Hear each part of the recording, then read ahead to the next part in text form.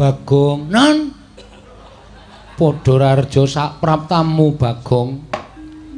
Nun amit-amit nderek langkung. Kaliman tabik.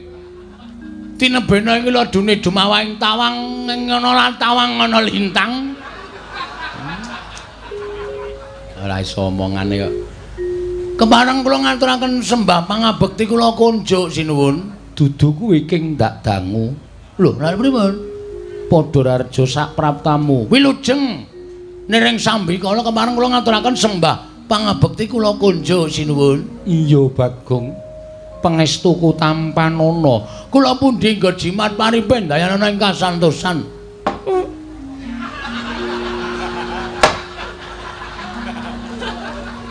Andel ora iki. Aku ngomong to mau, mandeg pom mau ki ngopo? Men. Tak engu arepan. Dian. Ora ngerti mburine iki ning ratu apa piye? Kok sak penake dhewe lho. Wah. Ujaring para sepuh, tresnanana adimu Kualon kaya tresnani adimu tunggal Yayah Rina. Yen kowe tresnani adimu Kualon kuwi ganjarane ngungkuli kowe tresnani adimu tunggalan Yayah Rina. Lah kok kowe tegel nundung terus Dewa? Wah, Petruk tangane nuting-nuting. Nuting-nuting ya, men. Nek ora dingonone sampean iku ora kapok. Dadi sing marahi Sindara Werkudara marah besar iki kowe ya sinuwun. Lho, Bagong matane mendhong apa? Mendono wae. Sinuwun Punta Dewa dawuh karo Petruk sing marahi Ndara Werkudara nesu gedhe nundung Ndara Dewa iki merga dijontrot ucape Nalendra Mandura Prabu Baladewa. Neng ngono iki tok sumbering perkara ya ming nata Mandura. Lho piye? Ayo Truk, genti kowe Truk. Ya Gusti. Niki kula njaluk napa pertanggungjawaban.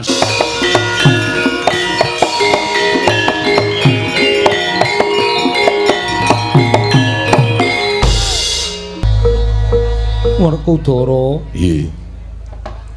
Mengker Koko Prabing Ndarawati. Lah kok iki ora pangling suwaning Panakawan Petruk kelawan Bagong. Wah, kere do ngopo iki? Sowan ana ing negara Ngamarta. Petruk karo Bagong timbalana. Kuwi kadine apa duwe karep sedya dhewe. Apa pancen diutus karo bapakne? Werkudara prayogakna. Ya Petruk Panakawan Petruk padha rarja sak praptanira Panakawan. Nun amit pasang Kalimantabe tinebena ing ladone dumawahing tawang towang sinuwun. Linepatna ing Tulamanu. Wilujeng sowan kula niring sambikala kepareng kula ngaturaken sembah sumengkeping pangabekti kula kunjuk Sandhapepada Paduka sinuwun Prabu Puntadewa. Iya Petruk ndak tampa.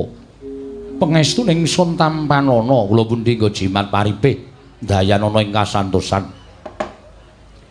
Panakawan Bagong padha rarja sak praptamu. Panakawan Bagong padha rarja sak praptamu.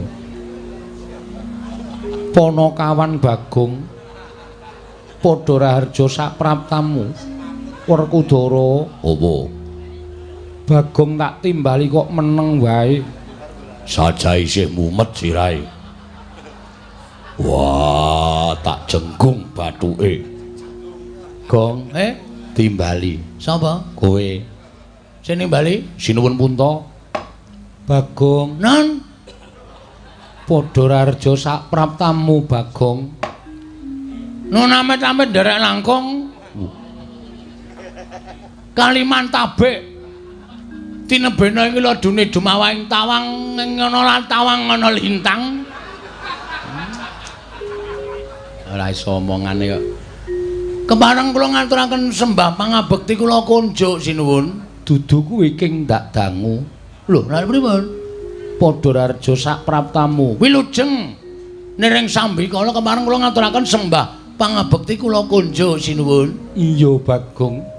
Pangestuku tampanana. Kula pundi nggo jimat paripen dayanana ing kasantosan.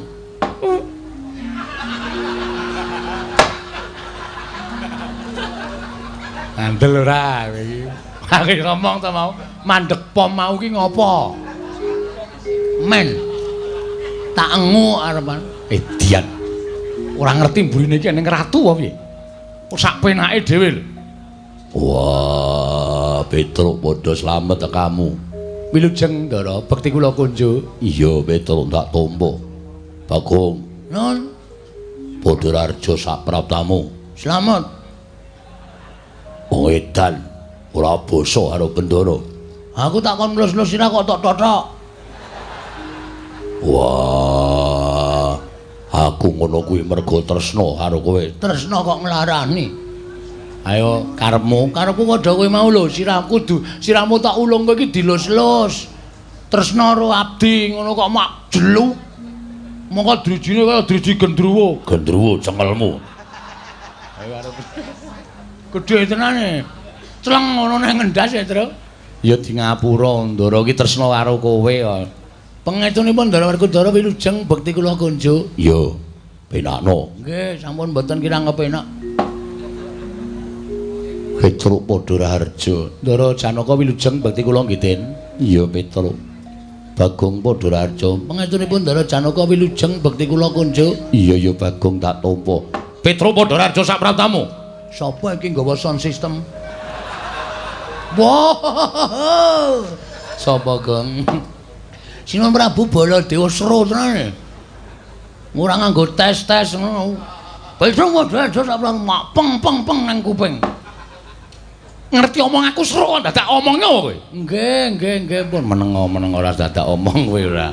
Petruk slamet kamu. Wilujeng bekti kula kunjuk. Yo, prayogana nun inggih. Bagong padha Raharja. Ngentripun dalam Baladewa. Ah, jan iki. Srone ra jama-jama. Berarti merke apik nggon aku.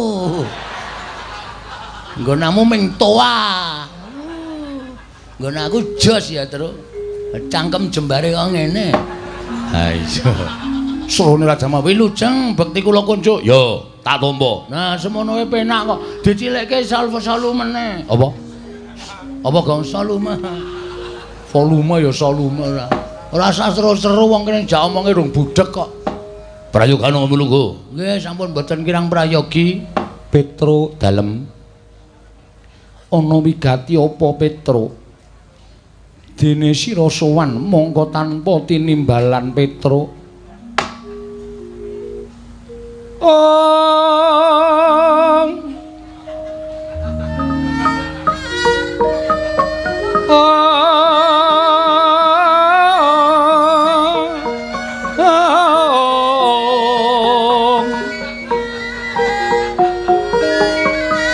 Surem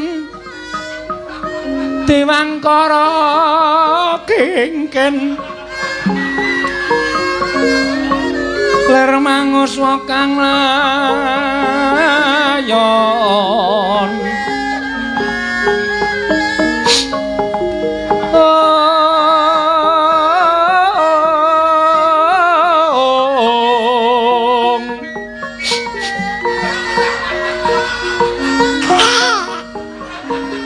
Denya ilang kang memanise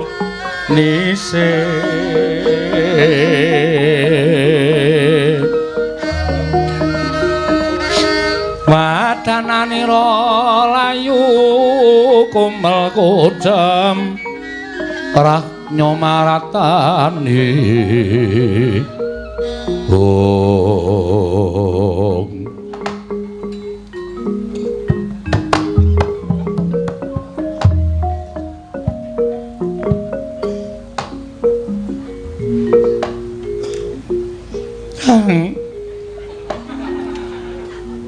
Mijanget ngendikanipun Ndara Puntadewa Petruk. Sowane nang apa? Niku kula mboten iso ngampet sedhi ing ati kula.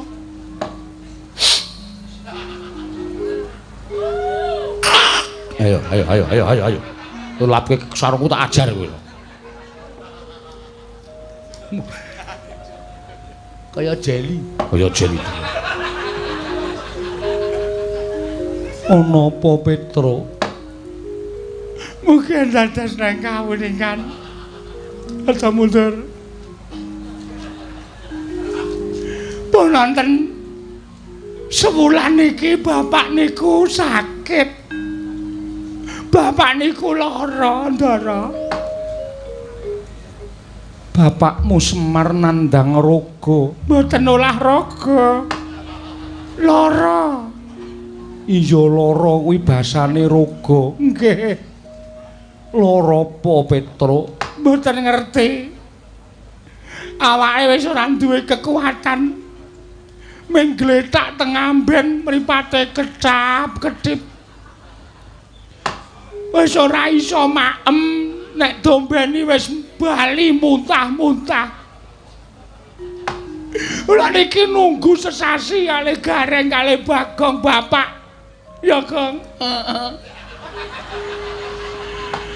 Bapak ya ora ndak mati ngono lho. Lho bingung. Iya, Petruk. Monggo kula obati napa-napa mboten. Mboten mantun Bagong seksine. Anggere bapak mumat nika kula ombeni diapet. Ya, Gong. Heeh. Anggere wetenge lara tak ombeni paramek.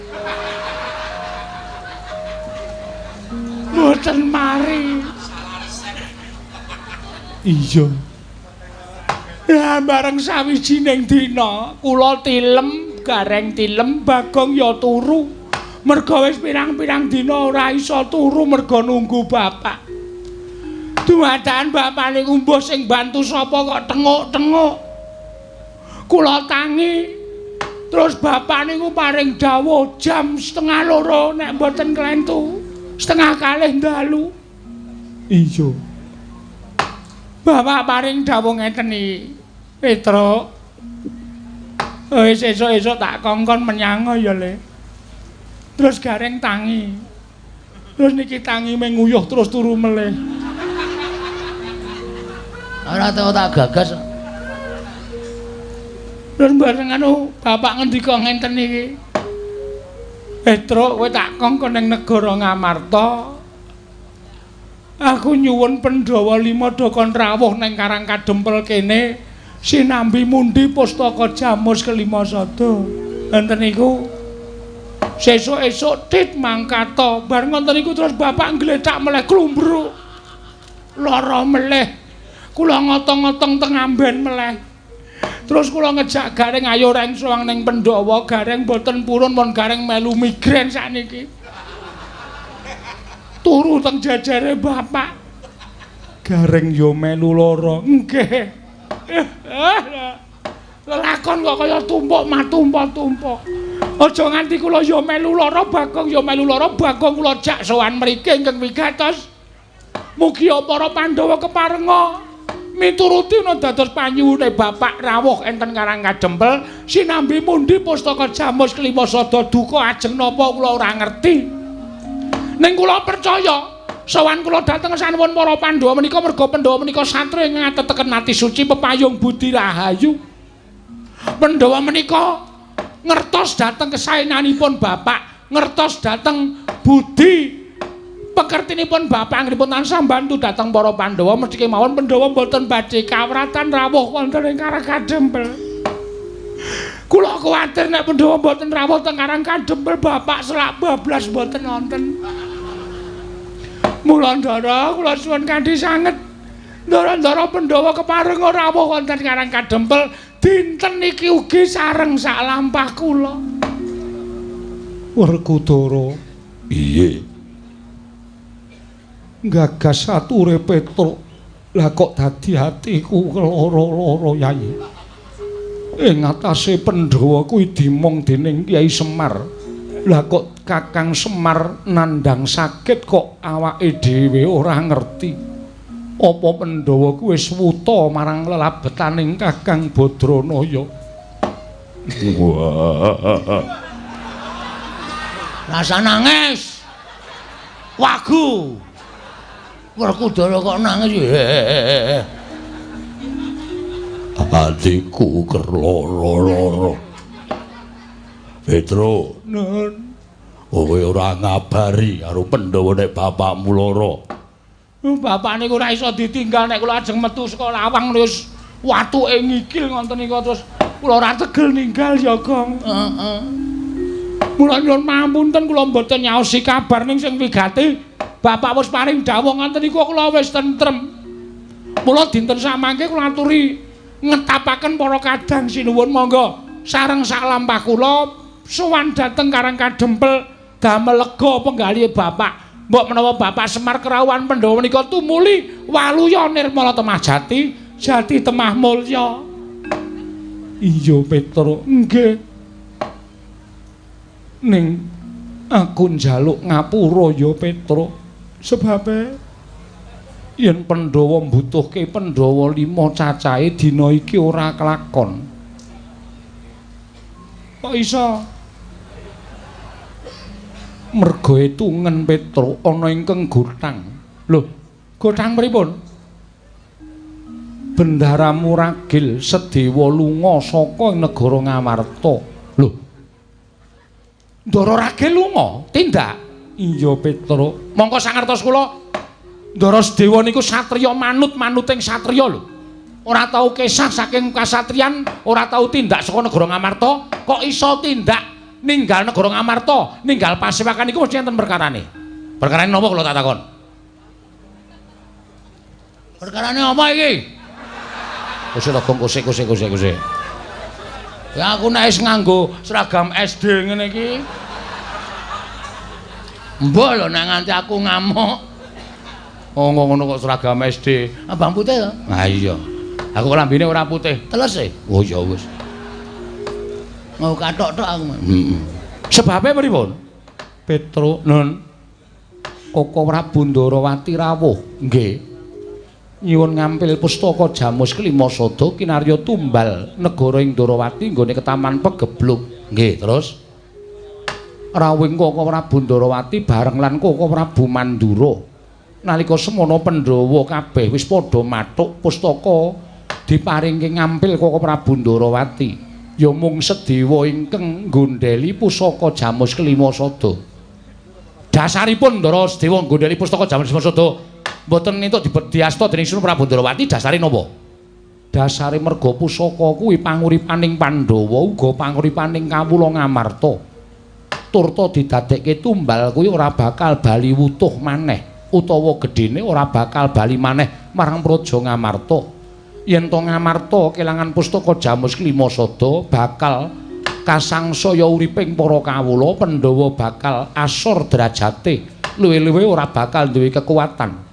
Yen Pandhawa ora duwe kekuatan, wong kang ora seneng kelawan para Pandhawa gawe cintrakaning Pandhawa, gedhe gawe pati ning Pandhawa angel mijet wae ngranti suwe banyu sinaring. Bener niku. Terus nalika semono Sedewa malah ndakwa Kanjeng Koko Prabing Mandura kuwi panjalmaning mungsuh. Krana Koko Prabing Mandurawati nalika semono paring dawuh bakal kinarya tumbal pusaka Jamus Klimasada mbok menawa dadi sarana cubriya atining adiku Ragil Sedewa. Lho, bener niku. Kedung jero iso dijajaki, atine menungsa sapa sing ngerti. Selagine kula niku bareng karo adik kula Bagong. Ning kula ora ngerti kok nek Bagone ajeng tumindak elek kalih kula. Niku tegese tetembungan kedung jero iso dijajaki, atine menungsa sapa sing ngerti. Mula jaman sakmangke menika sing prayitna ngati-ati. Ora kabeh wong cedhak niku nulung, ning akeh wong cedhak niku mentung ya akeh banget. Mula kudu ngatos-atos. Ngendikane Ndara Sedewa niku bener, aja gampang percaya karo sapa wae nek urung iso dijajaki lambe atine. Nadan para Pandhawa menika gandeng Sinuwun Prabu Ndarawati, ning sapa ngerti Sinuwun Prabu Ndarawati menika malih tinggal. Merga Sinuwun Ndarawati menika isih wujud menungsa. Sing isih wujud menungsa menika isih kedunungan ina lali salah apes lan mati. Ngoten. Niku bener. Lah terus kok iso lunga? Kok iso tindak saka negara Ngamarta? Kowe ngerti. Pandhawa kuwi ingkang gampang duka ming kadangmu utawa pepundhenmu ing Jodipati. Nggih. Tumuli Werkudara ndukani Sedewa. Sedewa wedi nanging Werkudara adreng nggone ndukani kelawan Sedewa. Wekasan gandeng Sedewa tetep nggondheli pustaka Jamus Klimasada. Tumuli Sedewa ditundung karo bendaramu Werkudara. Werkudara nggone nesu merga midhangetake pengendikaning Koko Prabu Mandura nggone ora trima yen to Koko Prabu Ndarawati didakwa panjalmaning mungsuh dening Sedewa Petruk.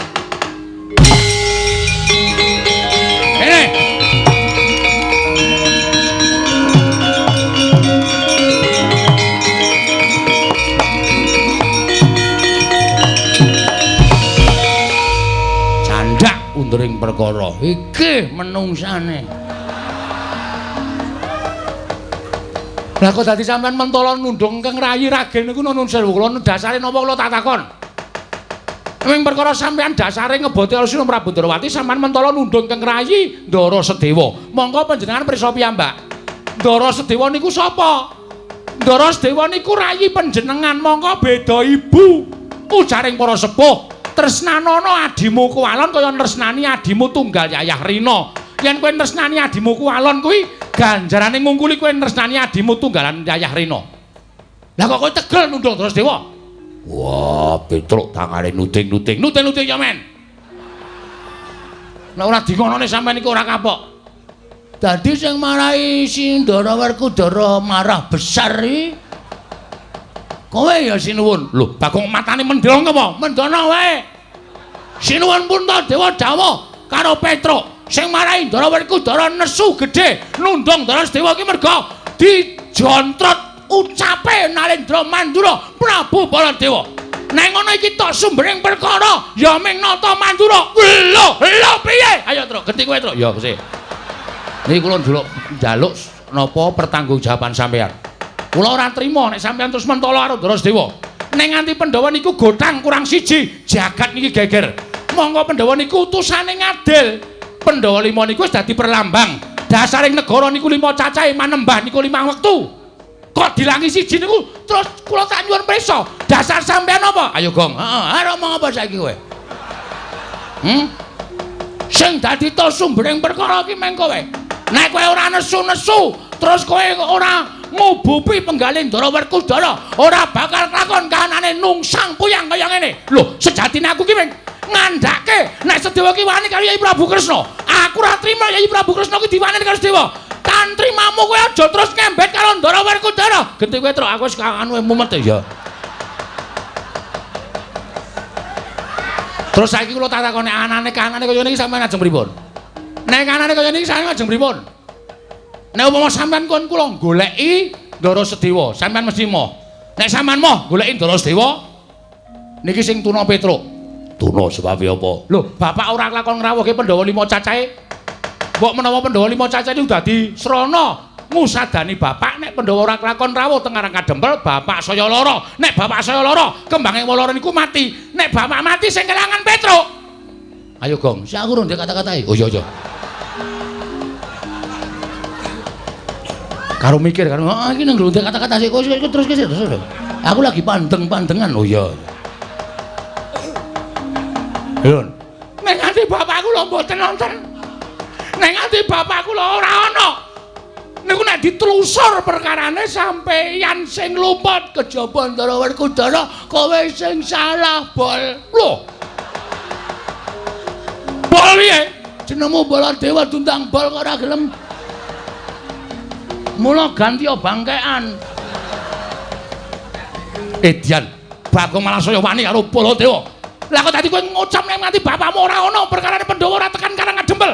Terus tok salahke aku dasarmu apa? Ha kowe sing marahi Ndara Werkudara nesu kok. Ha ta? Sing marahi Ndara Werkudara nesu ki sampeyan. Nek sampeyan ora netangi kamurkaning Ndara Werkudara tangeh nundung adine. Iki perkarane dadi rame lho iki. Iki ora mung sepele tekan kene.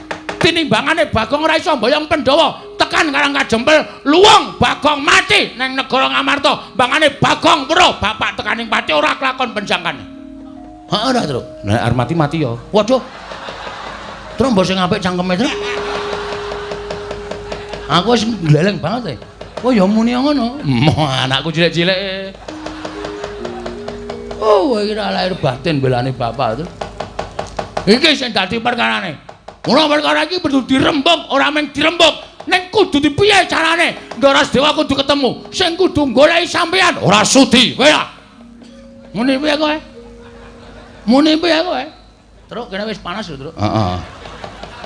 Ono digawe gayeng lho, kene wis mulai panas lho iki sartan tangan lho. Iya, iya. Sampeyan kudu tanggung jawab goleki Ndara Sedewa. Wah, Sudi. Lho. Sing nundung sapa? Sing nundung aku. Nek wani nundung nek wani goleki. Ora Sudi, Sedewa wani karo aku. Anane wani sampeyan mergo puguh. Nggih sampeyan berani karo Ingkang Raka Prabu Bisri Bathara Kresna. Anane sampeyan nundung Ndara Sedewa niku mergo ditetangi kamurkan sampeyan nepsu sampeyan ditetangi dening Naindra Mandra ora Baladewa. Mula perkara iki ora wong tekan semene. Sampeyan kudu goleki Ndara Sedewa.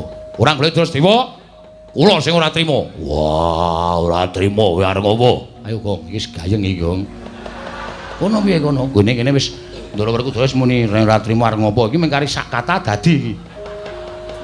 Nggon aku tak damekke wae ya, Tru. Aja. Aja kok. Tak damekke piye to? Nggon aku tak gawene damai wae. Aja. Wis gayeng kok digawe damai ora. Nek sampean mboten purun golek Ndara Sedewa, kula sing ora trima. Dandir maneh Petruk arep ngopo? Lah arep kalah cacak menang cacak. Wis kebacut nantang kok wedi ngopo. Ayo, golek apa ora? Tinimbangane bapak sedo mergo ora kerawuhan para Pandhawa, luwung Petruk tak entengke patine arep mungsuh bentar aku dhewe. Petruk malang krik ning ngarepe mbarep kakangku. Wah, wani karo Werkudara. Ning endi papane wong neter Katigdayan Alun-alun negara Ngamarta diteter.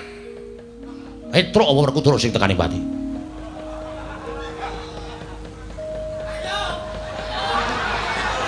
Gong, iki wis dadi lho kene, Gong. Aku wis ora marep rono kok. Lho piye to iki? Ayo. Iki madhep rono kok. Ono njaluk aku madhep rene kok. Oh. Weh. Oh, cangkem itu. Asale ngayal kowe ora. Madhep rono. Ya, waduh aku berat iki mungsuhe. Kowe Werkudara ya. Aku Baladewa nggawa alugara. Kula ora trima. Wah, saya mabang nggih kuping. Ora trima kowe arep apa?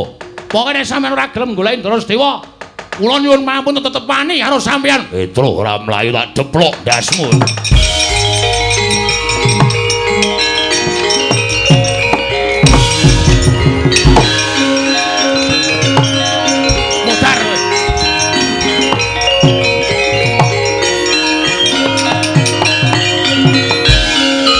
Modar kowe.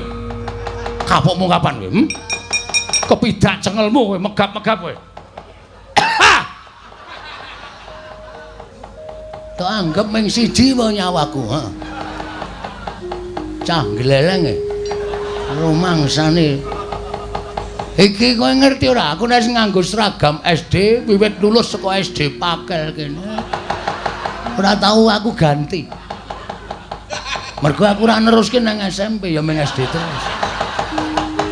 Mula tetep tanggo saben dina. Petra wis metu njaba. Ayo Baladewa, kowe ngecawa kowe. Lho bocah iki malah nantang karo Baladewa anggape apa to? Apa kira-kira wani karo Baladewa sing tak wedeni apa ora sakokean gunem sing tanpa guna. Ayo, kae mati mrek kae aja. Ayo.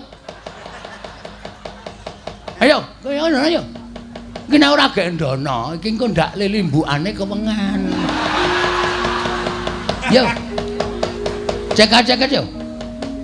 Limbukan rong karuan gayenge. Oh iya ndang ya. Wis ngene iki wae wis apik ngene iki. Sermu piye?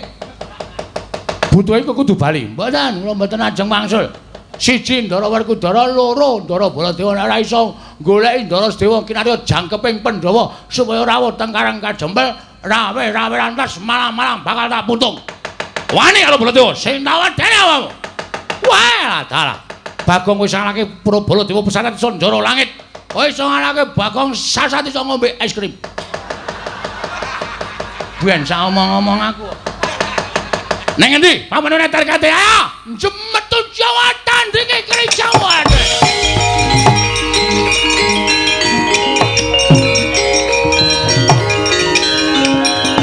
Ayo, guys. Ayo.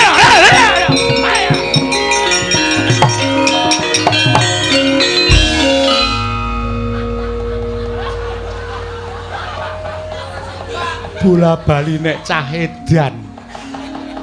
Ana ratu kok digetak-getak nganti Koko Prabu le mlayu nabrak cagak. Seneng ya aku. Amen tak bebeda kaya ngono gendandapan. Mongko sandale sandal lunyu. Ayo. Nggo mlaku kaya main sekicus. Jebles. Geguyu karo warga Ngamarta. Iya, Bagong. Nggih. Kula nyajeng nyuwun prisa critane ngonten tenan kok. Iya, Bagong. Pancen bener. Yen to Sedewa dinesoni dening Werkudara ditundhung lunga wonten ingkang netangi kamurkaning Werkudara Koko Prabu Baladewa. Diantenan.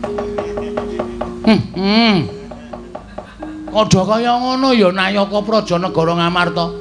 Dudu Ngamarta ning Mandura. Anu nggih. Mangkelake kok. Jan. Iya, Bagong. Nggih. Bapakmu lara tenan. Lara tenan iki wonten resep sing durung iso ditebus.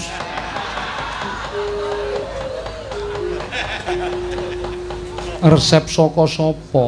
Saka Pak Mantri.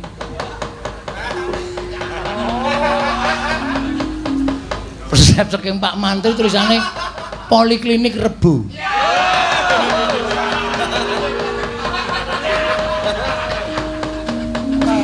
Nele ngombe sedina kudu ping 3.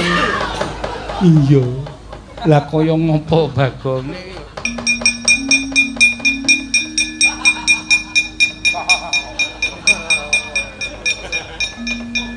Ulayan iki pancen ya kudu ditebus tenan. Nggih. Niku ora wonten regane to. Ana Bagong. Ana angka 5 nule 6. Ning kok nul mburi dhewe wernane biru. Kancane ireng. Do cilaka iki. Konangan iki. Tak tambahi nol dhewe pulpene biru. Mongko 05-ne ireng ya wis. Niku nganu niku pas nulis dit niku pulpene entek. Oh ngono ora ngapusi to mboten. Nekula wonten maring dawuh. Undutna Prabiyadana istaken dawuh. Nek ora ngono bola-bali pamit wis ora dipercaya. Kudu nganggo cara.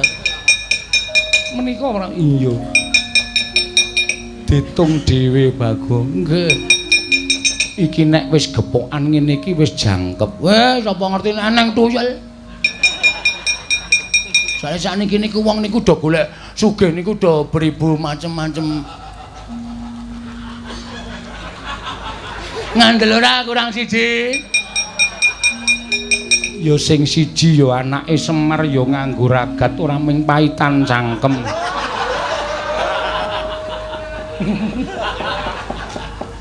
Sithik ning atos sing. Nggih, mangke kula tombokane. Iya. Sampun nggih nyuwun pamit. Sing ati-ati aja kaya bocah cilik. Nggih. Bendara Janaka. Iya, Bagong. Niki wonten resep sing goreng iso ditebus. Ya wis kene mengko aku sing nebus. Mboten kongkonan kula. Ora.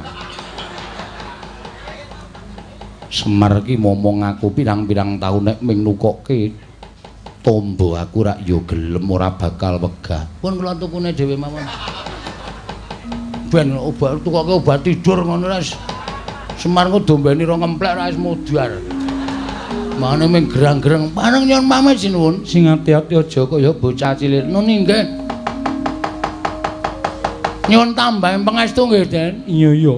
Syukur bagi Waka Prabu lan Werkudara eling Purwodasina nggone wis nglakoni keluputan Bagong. Nuni nggih, nyuwun pamit, Ndara. Iya iya sing ati-ati pono kawan.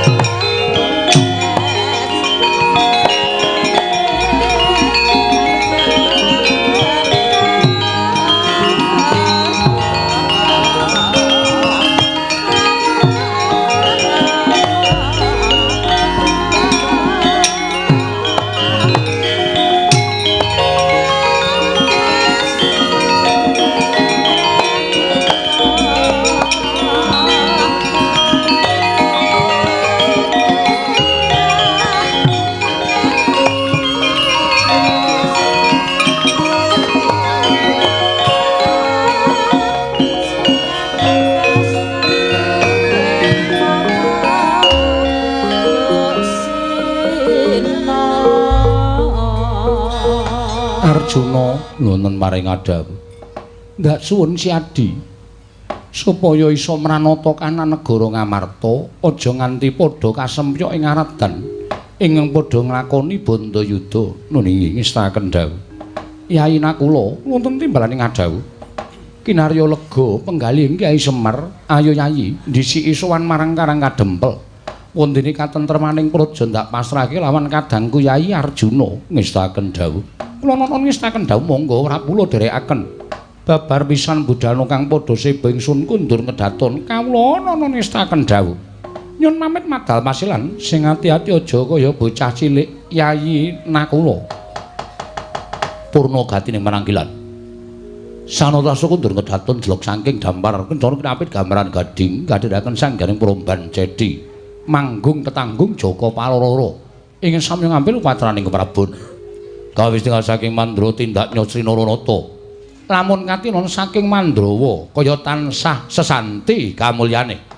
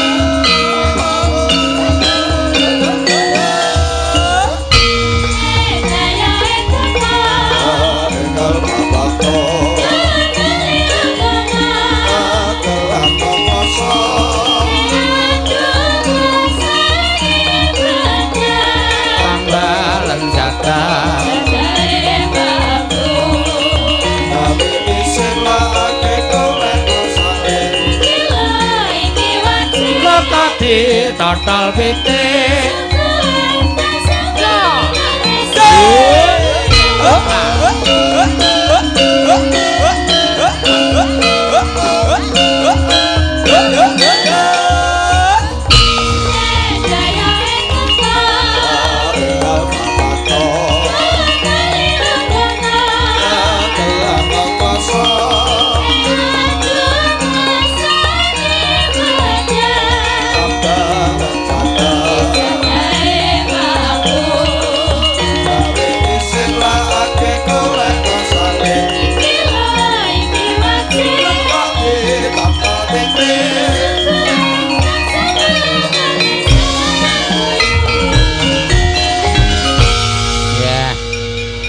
Matur sembah nuwun tanpa pepindhan ya karo mbak-mbak sing cantik-cantik ya sing bengi iki ora kaya biasane nok ngagem busana kejawen ning ora lali nganggo kerudung ya pancen ya dijumbuhke karo suasana dasare ingkang milat ya kuwi SD Muhammadiyah Pakel.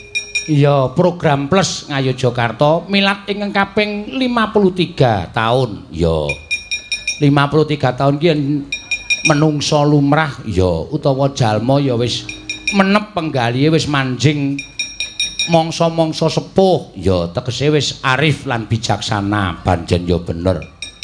Tema milat ingkang kaping 53 mempersiapkan generasi yang berkarakter melalui rasa asih terhadap budaya daerah. Lah iki arep ming sak ukara kaya mengkene iki ning jane jero banget dadi tegese lan jero ingkang dadi artine ya nok mempersiapkan generasi yang berkarakter melalui rasa asih terhadap budaya daerah ya. Mula budaya daerahku ditanamkan semenjak dini semenjak ana ing SD men padha tepung karo budayane awake dhewe luwih budaya daerah. Iki ditindakake dening ya kuwi SD Muhammadiyah Pakel program plus Ngayogyakarta ya ngaturake panuwun ingkang tanpa pepindhan menghapus ya kuwi opini masyarakat yen to nuwun sewu akeh sing padha ngarani kula nuwun pangapunten ya yen Muhammadiyah kuwi ora nate gelem sambung rapet bab budaya. Lah ana kene iki pancen wis dihapus dening SD Muhammadiyah lan aku uga ngaturake wis marambah makaping-kaping awake dhewe sowan ana ning SD Muhammadiyah Pakel nanging uga ing UAD uga ana ing sekolahan-sekolahan Muhammadiyah liyane wis bola-bali ya nok ya tegese iki dadi bukti pancen SD Muhammadiyah kuwi pancen tresna marang budaya ya lan gatekake marang budaya jumbuh karo temane mempersiapkan generasi yang berkarakter melalui rasa asih terhadap budaya daerah. Contone sore mau akeh para-para siswa-siswi ingkang padha jogetan jumbuh karo budayane awake dhewe pancen bener ngono iya. Matur sembah nuwun karo panjenengan Bapak Kepala Ibu Kepala Sekolah Ibu Menik tiga mendorong siswa guru dan warga sekolah untuk meningkatkan pemahaman penghayatan dan pengamalan ajaran agama Islam ya meningkatkan sarana prasarana sekolah yang menuju sekolah berprestasi dan melaksanakan 7K yaitu keamanan, kebersihan, ketertiban, keindahan, kekeluargaan, kerindangan, dan kesehatan untuk mewujudkan sekolah adiwiyata. Mula ora aneh nek para siswa-siswi SD Muhammadiyah Pakel iki ya pancen pinter-pinter tenan. Uga ana program plus ya. Kuwi program sing bocah lulus saka SD Pakel iku wis apal ya kuwi 30 juz ya. Saka Al-Qur'an no. Ya, kuwi ngendikane Ibu Kepala Sekolah nalika semana ya. Ping pindho iki awake dhewe sowan ana ing sekolah dasar, ya iki malah dadi tuntutan tumrap awake dhewe. Merga sing padha mresani iki ora mung piyai sepuh tok, piyai utawa siswa-siswi sing usiane masih di bawah umur akeh sing padha mresani. Mula mau ngendikaning bapak sing paring pangandikan ana ing mimbar mau paring dawuh wayang iki kejaba minangka dadi tontonan ya dadi sarana media dakwah ya pancen bener ngono iya mula awake dhewe kudu ngati-ati nek ngadepi bocah cilik-cilik iku ndak malah tiru-tiru sing ora prayoga sing ditiru sing prayoga wae sing becik-becik wae no iya pancen ngono ya mak mula wit hati-hati lambemu iki wit hati-hati aja nganti tetel bitinge ndak contonge jeplak. Lambimu ora malah ngomongke contonge wong tuwa. Iya. Mula kudu diati-ati tenan. Iya, ora badi ngopo. Nganti karo Pak Wali Kota mau dingendikake, iya, mau bengi sowan ning SD, saiki sowan ning SD awake dhewe iki dalang sekolah dasar. Iya. Ora masalah nok, nah aku iki datang sekolah dasar ora masalah, ana sing TK ngundang aku ya ora masalah, sing penting uang masuk. Ha iya.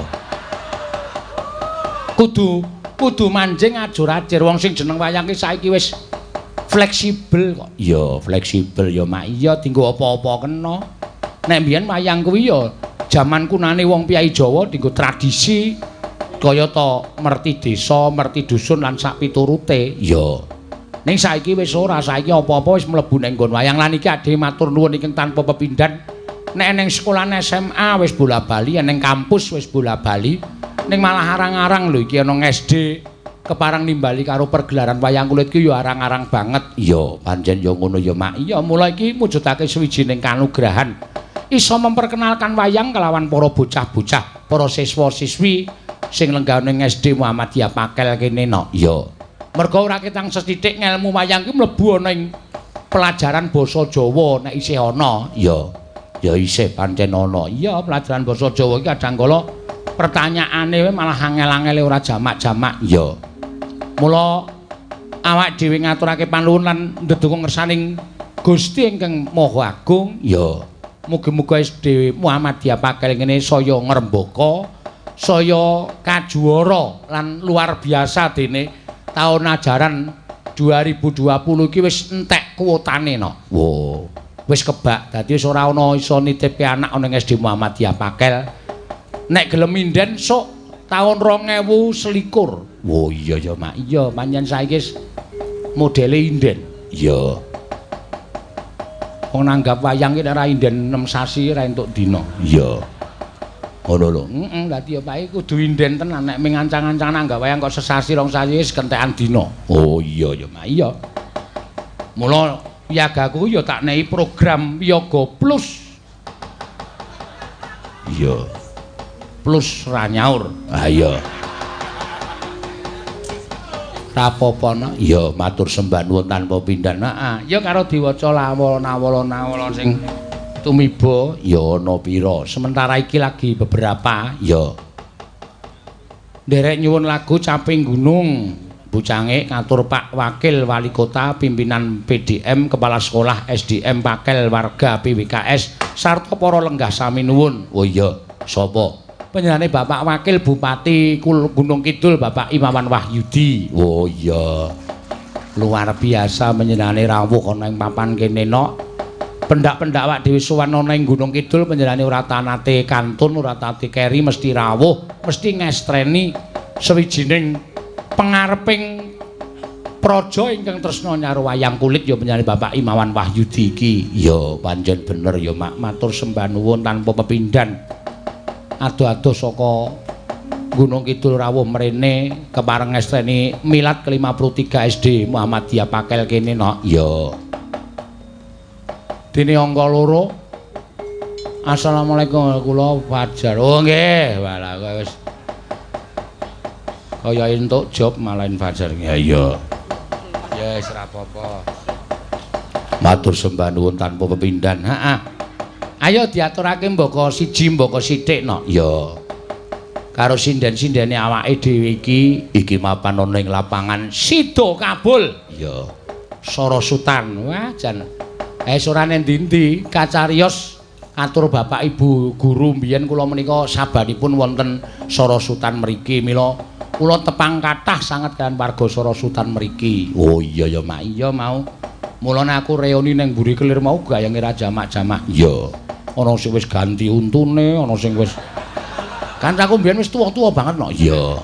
Wah, jan wis ya syukur watone isih do sehat kabeh. Ngono ya Mak, iya. Ana sing rambute ra ana wis werna-werna. Ya rupane wis do malik. Lah iya, lah aku mbiyen sapa mrene ya sadurunge duwe bojo saiki wis anak-anak 3 mula ya karo kangen-kangenan karo warga Sorosutan Sido Kabul kene no. Ya, ora dadi ngopo Mak. Ning mau ana sing protes karo aku. Ayo lakone mung Semar Mbon kan padha wae mengan. Kowe aja ngece kowe aku tak gawe beda iki aku ya ngono. Nontono aja cerewet dumeh untune anyar aku ya. Iya ya ora apa-apa. Ya sing tak ndelok. Ae biasa karo kanca lawas ya ngono kuwi omongane supaya akrabno. Iya. Iya pancen bener. Yo sindene ana pira? 1 2 3 4 5 6 7 8 9 edian bengi iki jan luar biasa. Lain daripada yang lain biasanya aku nggo sinden 8. Iki 9 no diaturake. Iya. 9 diaturake. Jan ayu-ayu nganggo kudung kabeh. Iya. Sipno. Iya pancen ya bener kaya mak iya. Karepku ya sinden ki ya ngene iki. Lah iya jan ketok manis-manis. Ana sing dikudungi ya elek ya ana. Sing endi? Kaya buntelan semangka. Sing pinggir dhewe kae apa? Iya ya. Nyat sing bener iki kudung kowe iki dienggo menutupi aurat. Dadi nek gadis nek perempuan itu hatinya bersih, hatinya suci, kuwi tetep dikudungi apik. Ae guys atine elek. Arep dikudung ngono kae malah kaya semangka dibrongsong. Iya, dicolong maling. Iya ora apa-apa, Mak. Ayo diaturke dhisik saka Pak Imawan Wahyudi saka Bapak Wakil Bupati Gunung Kidul no. Iya, matur sembah nuwun Pak Imawan kepareng rawuh. Uga matur nuwun karo Pak Wali Kota Jogja. Ya. Eling kowe isih ndek utang. Ya. Utang apa? Kowe arep nyelaki apa piye? Jaman semono iki lagi tekan setengah 11. Kok bubar sing ngakon sapa? Lah wite nombangane wayangku kudanan aku ora iso nyambut gawe. Kelirku kudanan. Aja kabeh dibiyukke keluputanku wong kae sing gawe panggung ya panitia. Sing jeneng panggung wayang ki sok meneh aja rejing. Mergane apa? Mergane payone pas karo panggung. Nek eneng udan mesti tampu banyu mlebu kabeh. Tur panggunge mesti dhuwur. Nek panggung ngene iki panggunge ukuran 12. Ling gawe payon ukuran 16 nek udan ora bakal ketampu ngono. Oh wingi jane ya engko gek sing gawe udan kowe. Ora. Ben tak lali-lali kok pokoke. Iya. Wis seprene karo Pak Wali Kota ya urung dibel meneh aku lar wayangan sok kapan. Sok anggere dibel lho, Dik dek kapan to Pak kula kok kesupen nggih. Tahun wah kesuwen Pak bayar meleh aku ya. Iya. Ya ora apa-apa, Mak. Heeh, wong tepung apik karo Pak Aryadi karo Pak Heru. Iya, matur sembah nuwun. Ayo wi. Neno. Monggo Mbak Tiwi. Iya, Merono. Durutke ngaturke pamundutan saka panjenengan Bapak Imawan Wahyudi. iya. Saben bengi. Ya. Saben bengi nyawang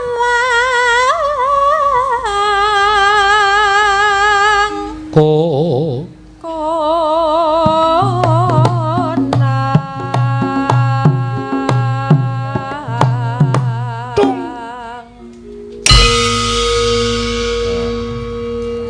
tur dasare saiki SD, saiki ora kaya SD awake dhewe mbiyen kok nok. Iya. Mbiyen pelajarane ming sing paling terkenal ming cah telu. Sapa? Budi, Wati, Iwan. Heeh. Kok iso? Ini Ibu Budi, ini Ibu Wati. Saiki ora bocah cilik SD iki saiki beda kaya mbiyen. Anakku kelas 2 SD omongane Inggris kon. Wah, anakmu. Edian kok. Luar biasa. Aku ya gumun, cah Amerika kono iki umur 6 taune omong Inggris pinter banget kono. Cah ngendi? Cah Inggris kono. Ayo wong-wong kono kok. Wong kono nek ndelok wong kene ya gumun ana bocah kok omong Jawa pintere ra jamak-jamak, mbok nganggo sirah mak nek omong. Ora atos ta kowe iki omongane. Yen memajang, ayo Mbak Agnes. yen memajang mong karo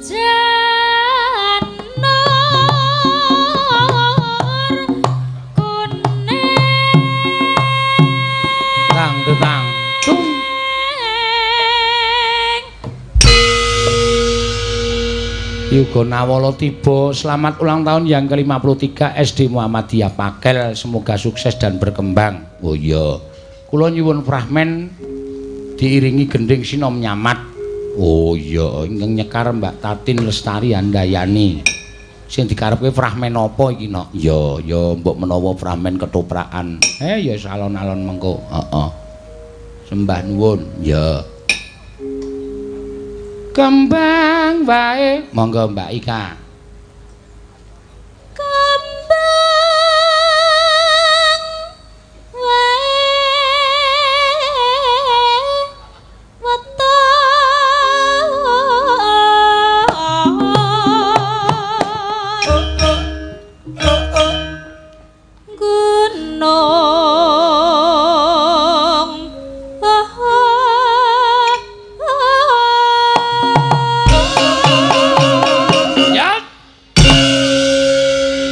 Janjane iki sing dikon mayangki dudu aku lho, Nok. Oh. Panitia iki jane ngerah Ki Sumaryono. Oh. Ning gandeng Ki Sumaryono njaluk 120 yuta ayo.